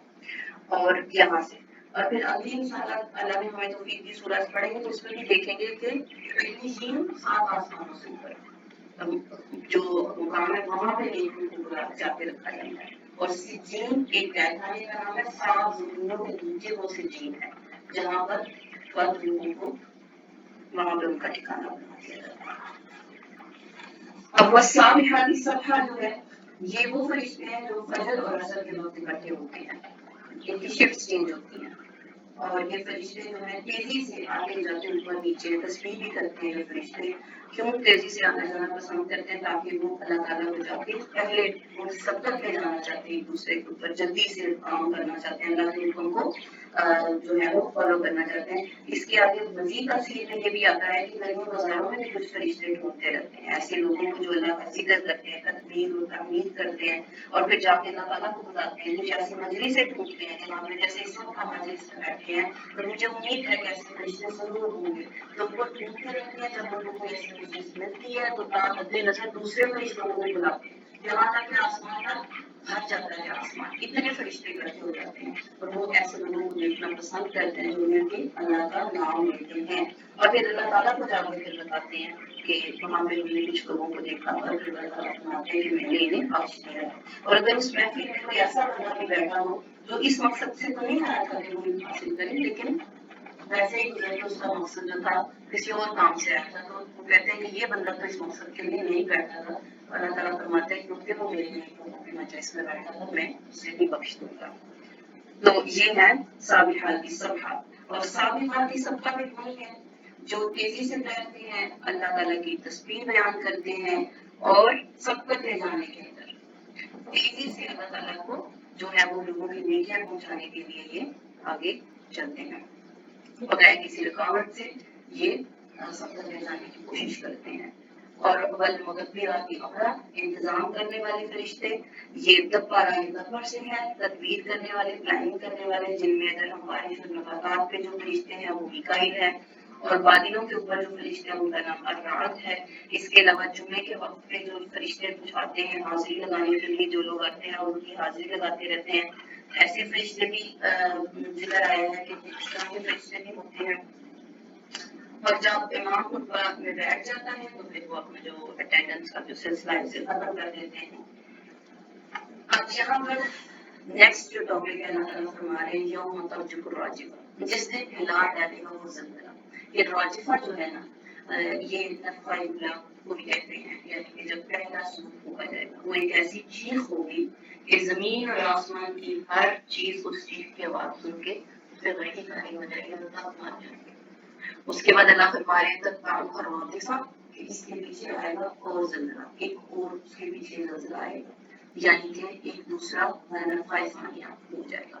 اب جب نفخہ ثانیہ ہوگا تو پھر بعث ہوگا, یعنی ریزرپشن ہوگی, سب لوگ دوبارہ سے زندہ ہوں گے, ساری چیزیں جس طرح اللہ چاہے گا ان کو اٹھائے گا, ریزرپشن ہوگی اور پھر وہ اللہ کی طرف حشر کا سلسلہ شروع ہوگا. بعث لفظ بعث کا مطلب ہے کہ نفخہ کے بعد لوگ اٹھنا شروع ہو جائیں گے قبروں میں سے. ایک جگہ پہ آتا ہے کہ ایسے ہوتے ہیں جیسے کہ پودے اٹھتے ہیں. بعث اور حشر کا مطلب ہوتا ہے اکٹھے ہونا. بعث کے بعد وہ حشر شروع ہو جائے گا, اکٹھے ہونا شروع ہو جائیں گے حشر کے میدان میں, اس کو ہم حشر کہتے ہیں. اور جسے ہم قیامت کہتے ہیں وہ پھر جب اللہ تعالیٰ چاہیں گے وہ وقت شروع کریں گے حساب کتاب. अब क्या कैफियत होगी, अल्लाह ताला कह रहे हैं कुल्लुहुम यौमइज़िन वजिफ़ा, कितने ही दिल उसमें खौफज़दा होंगे। क्यों खौफज़दा होंगे? क्योंकि वो सारा फ्लैशबैक में आ जाएगा मेमोरी, इनकी आंखें झुकी हुई होंगी और वो क्या कहेंगे कि ये कहते हैं कि हम जरूर लौटाए जाएंगे पहली हालत में, क्या जब तक हो जाएंगे हड्डियां खोखली। यानी कि यहाँ पर ये जो इस वक्त के जो कुफार थे उनकी जो बेयकीनी थी कि कैसे हो सकता है कि मतलब हम मर जाए और फिर जब हड्डियां हो जाए फिर हम उठाए जाएंगे, कैसे हो सकता है। तो फरमाने और कहते हैं कि ये फिर लौटना सरासर नुकसान हो। यानी कि वो कह रहे हैं कि वो लोग ये सोचते थे फिर कुछ जवाब देते थे कि अगर लौटना हुआ, मतलब कि इस तरह जो ये बात कह रहे हैं ये सच्ची हुई और हमारा वापसी होनी हुई, तो ये तो बिल्कुल सारे का नुकसान का हमारा मामला होगा। तो बस क्या होगा, ये ज़जरतुन वाहिदा, तो बस वो डांट होगी एक बार। फाइदा होंगे साहिरा, इस वक्त वो सब आ जमा होंगे हशर के मैदान में। अब आगे जो बात है ये बताई जा रही है कि बास कैसे होगा, हशर कैसे होगा। और अब यहाँ पर इब्रत का वो ठहरा रहे, पॉज करवा रहे हैं, बात का सिलसिला बदल रहे हैं। अल्लाह ताला हमारे हर अब ये सब पॉज खामोशी क्योंकि बिल्कुल चीज बदल गई। क्या तुम्हें मूसा अलैहिस्सलाम की खबर पहुंची है, उनके किस्से का पता चला है? अब यहाँ पे हमें सोच के सोचना चाहिए, कुछ देर तदब्बर करना चाहिए। क्या इतना लाभ मुकद्दसी तुहा, जब पुकारा उसको उसके रब ने पाक मैदानी तुहा में, और क्या कहा, जाओ फिर उनके पास, वो यकीनन सरकश हो गया है। फिर कहो, क्या कहो, क्या तू चाहता है कि ये कि तू पाक हो जाए। अब ये अल्लाह ताला का अंदाज देखें, ये वो फिरौन है जिसके बारे में आगे आएंगे कि वो कहता है कि मैं तुम्हारा बड़ा आला किस्म का रब हूँ, मालिक हूँ, रब तो मैं। तो अल्लाह ताला कह रहे हैं कि जाओ उसके पास जाके देखो उसने बड़ी सरकशी की है और उससे जाके पूछो अल्लाह का इलाह तसल्ला कि क्या है, तुम चाहते हो तुम अपने आप को ग्लोरीफाई करो, अपनी गलतियों से नाते हो और फिर पछताओ और अल्लाह ताला की तरफ वापस चले जाओ। वो आहदिया का या रब्बी का फतख्शा, और मैं तुझे वो रास्ता बताऊं तेरे रब का ताकि तुझको खौफ पैदा हो। फअराहुल आयतुल कुबरा, गर्ज उसने दिखाई उसको बड़ी निशानियां, यानी कि असा जो अल्लाह ताला ने उनको वहां पे दिया था, और यकीजा यानी कि यद कहते हैं हाथ को, बेवा कहते हैं सफेद चमकते हाथ को। क्या हजरत मूसा जब हाथ जो है वो बगल के अंदर रखते थे तो निकालते थे वो चमकता था। तो ये दो निशानियां अल्लाह ताला ने उन्हें कहा कि जाके उसको दिखाओ। तो गंदा बवासा, अब ये उसने क्या किया, उसने झुठलाया और माना इनकार कर दिया। सुम्मा अदबा इंसान, फिर लौट गया और तदबीरें करने लगा, यानी कि तकब्बुर के साथ एक तो झुठलाया, माना नहीं, और फिर वापस तकब्बुर के साथ लौटा और कुछ प्लानिंग करने लगा। फहशरा फनादा, क्या प्लानिंग थी, इकट्ठा किया लोगों को और फिर पुकारा। यानी कि ये दूसरी सूरत में देखते हैं काफी डिटेल में हज़रत मूसा का वो वाक़या आता है कि जादूगरों को बुलाया, क्योंकि उस वक्त जादूगर का टाइम था, तो अल्लाह ताला ने उसी तरह से उन्हें ये मुझे अता किए। फिर लोगों को इकट्ठा किया और कहा फक़ाला मा रब्बुकुम अल-आला, तो कहने लगा मैं हूँ तुम्हारा रब सबसे बड़ा। तो पकड़ लिया उसको अल्लाह ताला ने अज़ाब में, आखिरत और दुनिया के। अब दुनिया में जो अज़ाब हुआ हमने देखा कैसे उसको अल्लाह ताला ने फर्क किया और उसकी पूरी कौम के साथ, और आखिरत में भी अल्लाह ताला इसे जहन्नुम में डाले था और इसके पीछे पूरी पूरी इसकी जो कौम है वो भी जाएगी। इन्ना फी ज़ालिका लइब्रतन लिमन यख्शा, अल्लाह ताला कह रहे हैं कि बेशक इस वाक़ये में इबरत है उसके लिए जो अल्लाह ताला से डर रखता है। अब आगे अल्लाह ताला कह रहे हैं, लोगों को जवाब दे रहे हैं कि क्या तुम्हारा मुश्किल बनाना है या इस आसमान, तुम शद्दु खल्कन अमिस समाउ बना, कि इंसान की तकलीफ अल्लाह के लिए मुश्किल है कि जो इतना बड़ा आसमान तुम देखते हो मैंने इसे बनाया है। रफ़ा समकाहा फसव्वाहा, ऊंचा किया इसकी छत को फिर इसे बराबर कर दिया उसकी जगह तक कि देखो ये पिलर्स को भी नहीं है, बिल्कुल भी मैंने इसे इतना ऊंचा किया है, कोई पिलर्स तुम्हें कोई रफ ना नजर आता है, जैसे हम सूरह मुल्क में भी पढ़ते हैं कि बार बार हवा की नजर आते तो देखो, बल्कि वो तो थकी हारी लौट आएगी वापस, कोई तुम्हें बिल्कुल भी रफ नजर नहीं आएगा, कुछ खास नजर नहीं आएगा। हम कोई नहीं देखते कि यहाँ पे कोई कंस्ट्रक्शन चल रही है, बार बार आसमान को रेनोवेट किया जा रहा है, कुछ भी नहीं। जब से हमने अपनी आंख खोली हम आसमान को इसी तरह खूबसूरत देखते हैं, कुछ नहीं करने को मिलता तो डूबते सूरज को देखते, निकलते सूरज को देखते दिल खुश हो जाता है। तो अल्लाह ताला फरमा रहे हैं ये मुश्किल है बनाना, या तुम लोग को बनाना मुश्किल था जो इतना बड़ा आसमान है। और तारीख बनाई इसकी रात और निकाली इसके दिन में धूप, और फिर जमीन को इसके बाद फैला दिया। اب دیکھیں زمین کو اللہ نے پھیلایا ہے تو اس زمین کے اوپر جو کچھ ہے ہمارے لیے سفر کر کے ہمارا اس پہ چلنا بیٹھنا سونا رہنا اٹھنا جاگنا ہر طرح کا رزق اس زمین میں اللہ نے لکھا ہے. ایک رزق وہ ہے جو اس دنیا میں ہم کماتے ہیں اور اپنے آپ کو گرو کر رہے ہیں ریز کر رہے ہیں اپنے بچوں کو ریز کرتے ہیں جو بھی ہماری سسٹیننس ہے. اور دوسرا رزق ہے کہ آخرت کی بھی جو سامان ہے نا وہ یہیں سے لپیٹ دے ہمیں کہ نیکیاں اکٹھی کرتے جاتے ہیں جو قیامت کے دن وہاں جا کے ہماری کرنسی بنے گی جس کے ذریعے ہم نے پرچیز کرنا ہے وہاں جو کچھ ہمیں رہنے کے لیے چاہیے تو دونوں طرح کا رزق اللہ نے اس زمین میں رکھ دیا. اللہ تعالیٰ فرما رہے ہیں نکالا اس میں سے اس کا پانی اور اس کا چارہ. اب اگر پانی نہ آئے آسمان سے نہ ہمارے پودوں کو کھانے کا سامان بنے گا نہ ہمارے جانور جی سکیں اور نہ ہم جی سکیں. تو کتنا امپورٹنٹ ہے یہ پانی ہمارے لیے الحمدللہ. تو اللہ تعالیٰ فرما رہے ہیں کہ اس کا پانی میں نے نکالا اور پھر اس کا چارہ میں نے نکالا اور پہاڑوں کا اس پر بوجھ رکھ دیا تاکہ کہیں پہ یہ جو ہے وہ ہم نے جیسے بیچ میں دیکھا تھا کہ اللہ تعالیٰ نے گاڑا ہوا ہے اور زمین کو ہلنے سے جو ہے وہ کہتے ہیں بیلنس کر دیا. فائدے کو تمہارے لیے تمہارے مویشیوں کے لیے. پھر جب آئے گی وہ آفت بہت بڑی پھر واپس اللہ تعالیٰ ساری نشانیوں کے بعد غور کرو فکر کرو جاؤ گھومو پھرو دیکھو اور اپنے اللہ کو یاد کرو اور پہچانو. اور پھر فَإِذَا جَاءَتِ الطَّامَّةُ الْكُبْرىٰ پھر جب آئے گی وہ آفت بہت بڑی اس دن یاد کرے گا انسان جو کچھ کرتا رہا. اور سامنے لا کر کھڑی کر دی جائے گی دوزخ اور دیکھنے والی. بس یہ کہ جس نے سرکشی کی اور اس نے مقدم رکھا زندگی کو اس دنیا یعنی کہ اس نے پریورٹی دی آخرت کے اپنی اس دنیا کو تو بے شک دوزخ ہے اسی کے لیے اس کا ٹھکانہ. اور یہ کہ جو ڈرتا رہا کھڑے ہونے سے اپنے رب کے سامنے اور روکتا رہا نفس کو بھیجا خواہشوں سے. اب اس نفس کا جو ہوا یہاں پر ذکر ہے اللہ تعالیٰ فرما رہے ہیں اس کو کنٹرول کرنے کی ضرورت ہے. یہ مقصد ہے کہ اللہ سے ڈر کر کے اپنی خواہشوں کو کنٹرول کرتے رہنا کسی بھی طرح کی خواہش. تو بے شک بہشت ہی ہے اس کا ٹھکانہ. اے پیغمبر صلی اللہ علیہ وسلم یہ تم سے پوچھتے ہیں قیامت کے بارے میں کہ کب کس کی آمد ہے سو تم کو کیا غم اس کے ذکر سے تمہارے رب ہی کو معلوم ہے اس کے واقعہ ہونے کا وقت. یعنی کہ آپ صلی اللہ علیہ وسلم کو کیا پتا نہیں ہوگا یہ غیب پر علم ہے وہ اللہ کے پاس ہے کہ کب واقعہ ہوگی تو اللہ تعالیٰ کو پتا ہے. بس تم تو ڈر سنانے والے ہو کسی کو جو اس سے ڈر رکھتا ہے. تو ایسا خیال کریں گے جس دن وہ اس کو دیکھیں گے کہ کوئی اب نہیں رہے تھے دنیا میں مگر ایک شام یا اس کی صبح. كأنهم يوم يرونها لم يلبثوا إلا عشية أو ضحاها. اب یہاں پر یہ جو آیت ہے اللہ تعالیٰ کیا فرما رہے ہیں إِنَّ فِي ذَلِكَ لَعِبْرَةً لِمَنْ يَخْشَىٰ بے شک اس میں عبرت ہے اس کے لیے جو اللہ سے ڈرتا ہو. اس کو دیکھتے ہیں کہ وقت کی دور میں ان ٹورسٹ اسپاٹس پر عبرت کا نشان کہیں گم تو نہیں ہو گیا.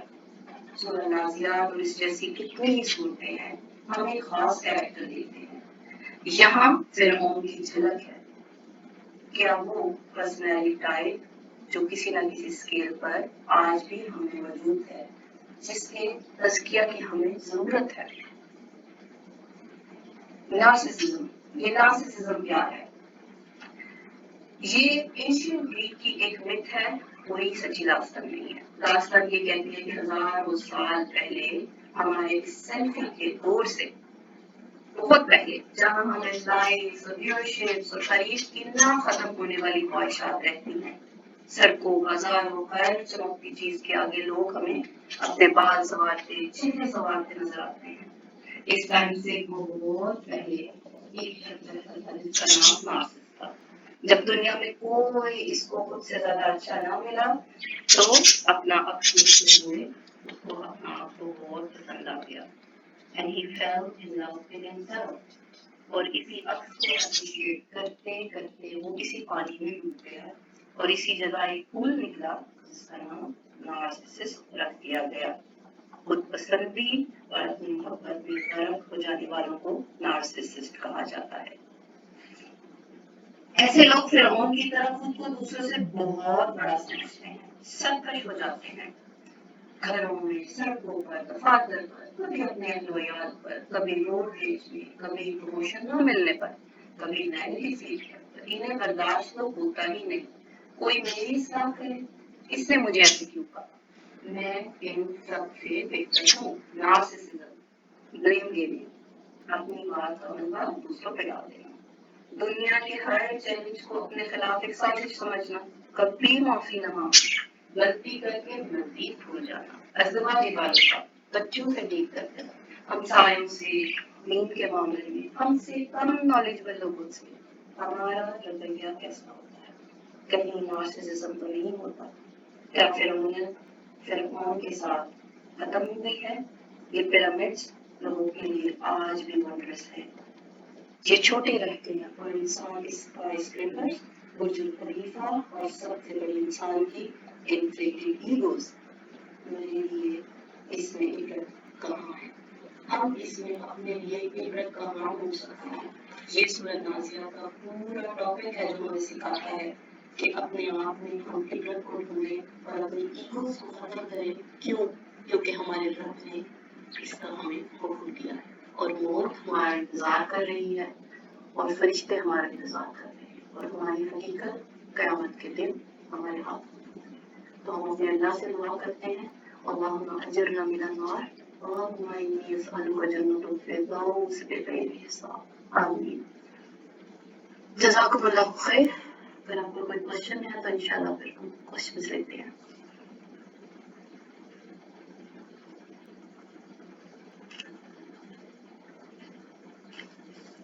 اگر ہم اس کو تھوڑا سا کنکلوڈ کریں تو اس میں اللہ تعالیٰ نے فرشتوں کا بتایا ہوا ہے، پھر روحوں کا بھی بتایا ہوا ہے،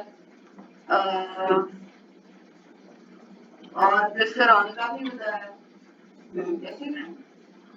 بالکل ایسے ہی ہے. پہلے اللہ تعالیٰ نے ہمیں فرشتوں کی قسمیں 5 بتائی ہیں اور اس میں ہمیں یہ پریپیئر کیا گیا ہے. اللہ تعالیٰ دیکھیں نا کتنے رحیم. اللہ تعالیٰ ہمیں کسی دھوکے میں نہیں ڈالتے. اللہ تعالیٰ نے ہمیں بتا دیا ہے کہ یہ معاملہ تمہارے ساتھ لگے ہوئے ہیں، یہ سب چیزیں تمہارے ساتھ ہیں، وہ عائشات تمہارے ساتھ ہیں. فرعون کی مثال دی گئی ہے، اس میں عبرت پکڑ لی گئی ہے. لیکن جو اللہ سے ڈر کے زندگی گزارتے ہیں ان کے لیے فرعون کے اس کیریکٹر ٹریٹ کے اندر جو ہے وہ عبرت ہے.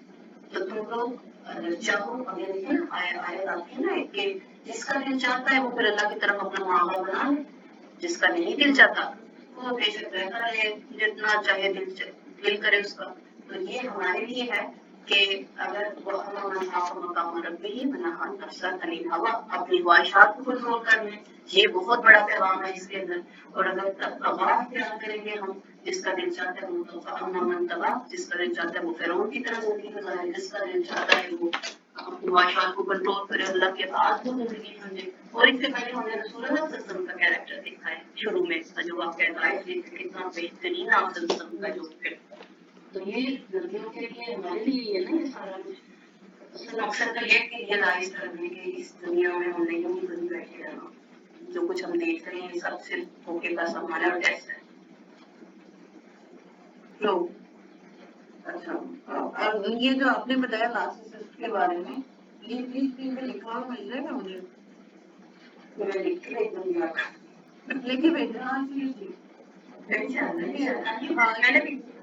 میں نے بھی اس کو گوگل ہی کیا نا، آپ کو وہ ویڈیو بھیج دوں گی جہاں سے میں نے اسے سارا لیا ہے انشاءاللہ. یا کہتے ہیں تو میں لکھ کے بھیج دوں گی آپ کی مرضی جیسے آپ نے لکھا کرے. اچھا مجھے بھی نہیں پتا تھا کہ نارسسسٹ ایسے اس کو کہتے ہیں، مطلب ایک بندے کو کہتے ہیں، ایک بندے کا نام ہے اور وہ اصل میں اتنا ایگوئسٹک ہو گیا اور اس طرح کا تھا کہ لوگوں نے اب یہ نارسسسٹ تو ایسے ورڈ یوز ہوتے ہیں جیسے مطلب مت ہے نا، یہ مت ہے، یہ مت ہے. تو یہ سمٹمس ہیں، اس کے لیے کوئی ایسی چیز تو نہیں. یہ سمٹمس ہیں جو ہوتی ہیں. بس ہمیں ریلیٹ میں نے کیوں کیا ہے کہ ہمیں دیکھنا ہے کہ کوئی ایسی سمٹم ہمارے میں تو نہیں پائی جاتی. جیسے یہ نیگیٹو فیڈ بیک ہے، مجھے تو لگتا ہے بڑا کامن ہے کہ عام طور پہ ہم سے برداشت نہیں ہوتا. جو اپنے پیارے ہوتے ہیں برداشت کر لیتے ہیں، تو جو نہیں ہمیں پیاری لگتی ہے جو بات کے بندے ہم برداشت کریں نہیں سکتے. اور بچوں کے ساتھ معاملہ کرنے میں ہم پیرنٹس ہیں، ہمیں یاد نہیں رہتا تو ہم غصہ ایسے کرتے ہیں جیسے پتہ نہیں وہ ہماری اپنی جائیداد ہے. اللہ تعالیٰ نے تو حق ہی دیا تھا، کئی مائیں تو اپنے بچوں کو مارتی پیٹتی ہیں. تو یہ ساری چیزیں دیکھنے کے لیے اصل میں تو یہ کوئی بری نہیں ہے کہ ہم اس کو دیکھیں. تو ایک سائیکیٹرسٹ تھی، انہوں نے مجھے کیا تھا، پتہ نہیں اب وہ ہیں یا نہیں. انہوں نے کہا تھا اگر وہ بولنا چاہیں تو اس کے اوپر میں ڈیٹیلس آ سکتی ہیں. یعنی ان کا کیا نام تھا مجھے نہیں پتا، لیکن انہوں نے مجھے کانٹیکٹ کیا تھا. اگر وہ ہیں یا کچھ بولنا چاہتی ہیں تو وہ بول سکتی ہیں.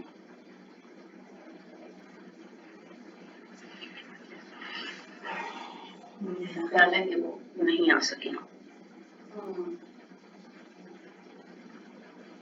بہرحال الحمد للہ اللہ تعالیٰ ہمیں قرآن کو سمجھنے اور ہر وقت اس کے ساتھ جڑنے کی توفیق دی کہ ایک لمحے کے لیے قرآن سے نہ چھوٹے. بس یہ مقصد ہے اصل میں. تو پکڑنا ضروری ہے. صحیح بات ہے، بہت ضروری ہے. پتہ تو چلے گی اللہ تعالیٰ ہم سے کیا بات کریں، ہمیں تو خود بھی نہیں پتہ ہوتا. اسٹرگل ہوتی ہے نا، تعمیر کی اسٹرگل ہے. بالکل ایسے ہی ہے. پرفیکشن کوئی کسی بھی دن اچیو نہیں کر سکتا کہ ایک دم سے ایک دن جاگے گا وہ مومنہ بن جائے گا، پھر سے کوئی غلط کر. شیطان تو آخری دم تک انسان کے ساتھ ہوتا ہے. بس اللہ خاتمہ ایمان پہ کرے، ہمیں اسٹرگل میں رکھے. بالکل بالکل. میں تو جب اس طرح کی سورات پڑھتی ہوں تو مجھے تو نیند نہیں آتی. میں یہ سوچ رہی تھی رات کو بھی، میں یہی سوچ رہی تھی کہ جب قیامت کا دن ہوگا اور اتنے بندے اکٹھے ہو جائیں گے تو میری کیا حیثیت ہوگی. مطلب اتنے رش میں کیا اللہ تعالیٰ مطلب مجھے کہاں میری اسٹینڈنگ ہوگی. کیا اللہ پہچانیں گے؟ مطلب کیا اللہ تعالیٰ پہچان سکتے ہیں کہ مطلب کیا حیثیت ہے، کون سے عمل ہے میرے پاس کہ اللہ مجھے دیکھ لے گا کہ وہ یہ بندہ ہے، وہ اس کو بلا لو.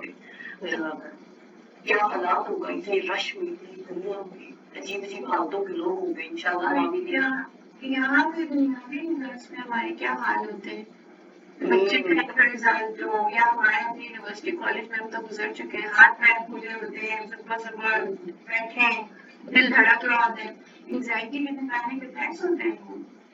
اور وہاں تو پھر پتہ نہیں کیا ہوگا. اللہ بس یہ بالکل ہی گہری گل ہے. یہ تو آپ نے پڑھا. میں ویسے تھوڑے دن پہلے مطلب 2-4 دن پہلے سوچ رہی تھی کہ پتا نہیں کچھ اس قابل تو ہونے والا سوچتی تو ہوں. پھر ذرا مطلب لائن تو بہت لمبی ہوگی. مجھے نا مطلب تمام تابعین کی بات کھڑا کرتی پتہ نہیں قابل بنانے کی دنیا میں جتنا بھی ٹائم ہے، پتہ نہیں کتنا ٹائم ہے، اس قابل کرنے کی وقت کے پیچھے تو کھڑی ہوں. انشاءاللہ اللہ تعالیٰ تو بے نیاز. ان سے ہمیں اتنا مانگنا چاہیے کہ جتنا بے حساب ہو، مطلب کتنی عقل جا سکے کہ لڑکوں کے ساتھ کھڑا کر دے اللہ تعالیٰ. یہی بات ہے، بے حساب مانگنا چاہیے اللہ تعالیٰ. بڑے گستاخوں کی طرح ہی مانگنا چاہیے کیونکہ ان کو پورا بھی کر سکتا ہے، اس کے پاس طاقت ہے. اور پتہ نہیں کس کو جو ہے وہ کیا بن سکتے ہیں، جس کو ہم بہت ہی حقیر سمجھتے ہوں، پتہ نہیں اللہ کے یہاں کس عہدے پہ پائے ہو. صحیح بات ہے. یہ ہے کہ طلب بھی ہونی چاہیے نا. آپ کی اتنی طلب ہے تو وہ اللہ بڑا قدردان ہے. صحیح بات ہے. بے شک ایسے ہیں. وہ آتا ہے نا واعتصموا بحبل اللہ جميعا. تو یہ واعتصموا اعتصام سے ہے، جس کا مطلب یہ ہوتا ہے کہ جیسے بچہ اپنی ماں کو چپکتا ہے نا ڈر کے وقت پہ، اسے پورا ٹرسٹ ہوتا ہے کہ میری ماں مجھے بچا لے گی، اب مجھے کچھ نہیں ہو سکتا. جتنا بڑا خوف ہے تو اللہ تعالیٰ کہتا ہے کہ میرے ساتھ یوں چپک جاؤ، ہر ڈر سے میں تمہیں بچاؤں گا. اور وہ چپکنا ہوا کس کے ذریعے؟ بحبل اللہ جميعا، یعنی کہ اللہ تعالیٰ کے قرآن کے ذریعے چپک جاؤ میرے ساتھ، اپنے رسول صلی اللہ علیہ وسلم کی اتباع کے ذریعے چپک جاؤ میرے ساتھ. تو تمہیں کیا ڈر ہے، پھر میں بچا لوں گا. مطلب ہمارے جو نیک ہمارے کیا ہمیں بچا سکتے ہیں؟ کیا ہم جا سکتے ہیں جنت بچائی؟ جی تو اللہ تعالیٰ نے کہا نا کہ وہ اللہ تعالیٰ رحم کریں گے تو ہم بھی جنت میں جا سکیں گے. یہ تو ایک حدیث کے اندر رسول پاک صلی اللہ علیہ وسلم صحابہ کے ساتھ ہوتے ہیں. وہ رسول پاک صلی اللہ علیہ وسلم فرماتے ہیں کہ جنت میں ہر ایک شخص اللہ کے رحم کی وجہ سے نہیں جائے گا. مطلب یہ ہے کہ اپنے اعمال کی وجہ نہیں بلکہ اللہ کے رحم کی وجہ سے جائے گا. تو صحابہ نے ڈرتے ڈرتے پوچھا کہ مطلب آپ بھی؟ تو محمد صلی اللہ علیہ وسلم نے کہا کہ ہاں میں بھی. تو پھر ہماری تو کوئی اوقات ہی نہیں ہے نا کہ کوئی یہ کام نہ کرے کہ میں اتنا نیک ہوں یا میرے اعمال ایک سیکنڈ بھی لگتا اس کو ختم ہونے میں. شیطان نے غرور ہی کیا تھا نا. باقی تو وہ بھی بہت جگہ بھی دی ہے ایک چیز سب چیزوں کو. تو بس اللہ بچائے، اللہ حفاظت کرے. آمین آمین. وہ یہ نا کانشیس ایفیکٹ چاہیے نا کہ یہ یاد رہے کہ ہمارے وقت یہ فرشتے بیٹھے لکھ رہے ہیں اور پھر وہ بہت پیچھے لگی ہوئی ہے اور یہ شیطان جو ہر وقت دماغ میں وسپرنگ کرتا ہے، پتہ نہیں کیا کیا انداز کرتا ہے ہمارے دماغ میں. اور پھر نفس ہمارے ساتھ भूल ही जाते हैं बच्चों में, घर में कामों में, मतलब याद नहीं रहता।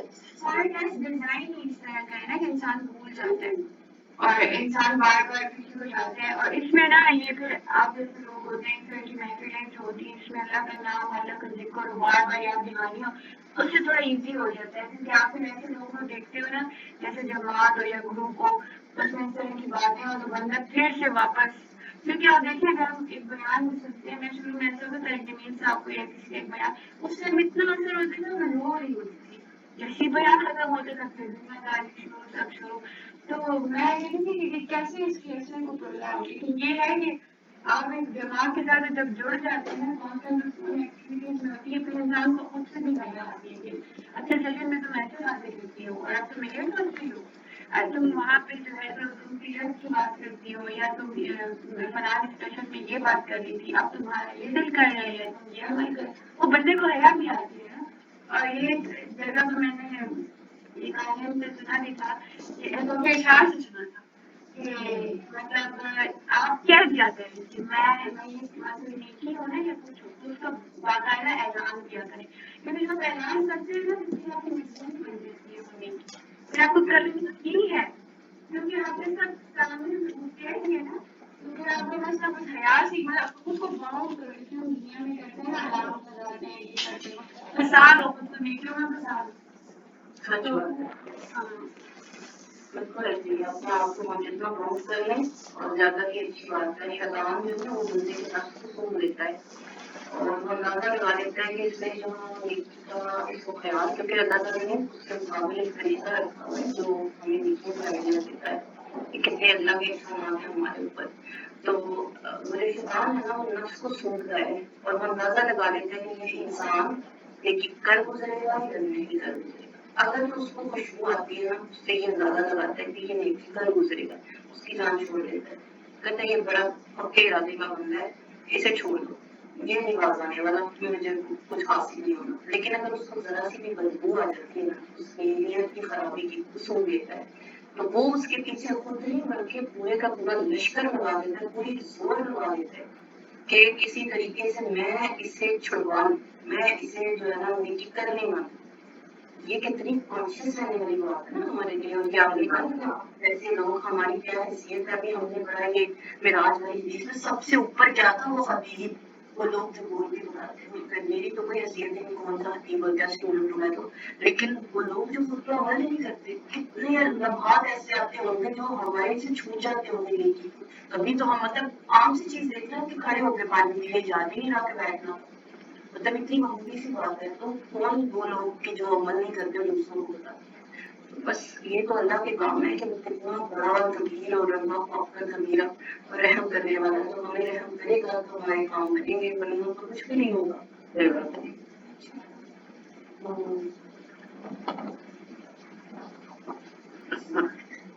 तो फिर अगर कोई क्वेश्चन नहीं इंशाल्लाह तो फिर हम इसको खत्म करते हैं। अल्लाह से गलतियों की माफिया मांगते हैं, मुझसे हो गई हो कहने में, सुनने में, लफ्जों के हेरफेर में, अल्लाह को माफ करे और नेकी की हिदायत सीधे रास्ते में जिस तरह वो चाहता है वो वाले ऐसे तो खुद भी राजी हो और फिर हम भी खुशी खुशी अल्लाह से रहना पसंद करें। हाँ, अस्सलाम वालेकुम व रहमतुल्लाहि व बरकातहू।